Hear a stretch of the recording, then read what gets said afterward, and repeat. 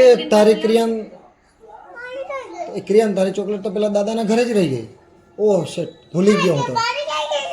તારી ચોકલેટ પેલા દાદાના ઘરે જ ભૂલી ગયા, સોફા ઉપર.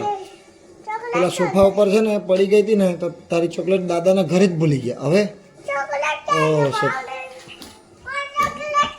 પણ પેલા દાદાના ઘરે જ ભૂલી ગયા સોફા ઉપર. હવે દાદાના ઘરે ભૂલી ગયા. હા ને, નહીં ખાતો. ઓકે, ચોકલેટ ના ખવાય ને, ચોકલેટ ખવાય.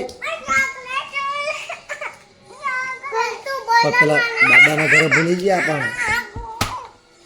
પણ પેલા દાદાના ઘરે ભૂલી ગયા. હવે ચોકલેટ. ઓકે ચાલો ઠીક. ઓકે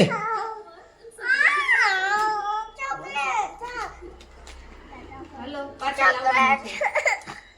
મીઠું કે છે હા ઠીક છે. તમે પાણીપુરી ખાવાના? હા, દર્શક નહીં ખાવાના.